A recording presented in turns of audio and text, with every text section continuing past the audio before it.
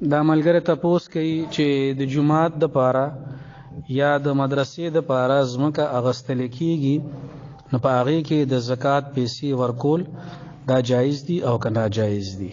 نو جواب دا دی چې په زکات کې دا خبره ضروری ده چې څوک د زکات مال ورکوي نو هغه به بل تن مالک جوړي، بل کس به مالک جوړي چې دې ته په عربی کې تملیک ویلی شي. او مدرسې له او جماعت له پیسې ورکول دا چونکې وقف سیزونه دي، نو په دې کې دغه تملیک نه کیږي ځکه چې د جماعت هم څوک مالک نشته او مدرسه هم وقف ته ان د هغې هم مالک نه وي. د دې چې کوم مشران وي هغې ته په عربی کې متولی یا ورته نگران ویلی شي، هغه د هغې مدرسې مالک نه وي، هغه د هغې مسجد مالک نه وي.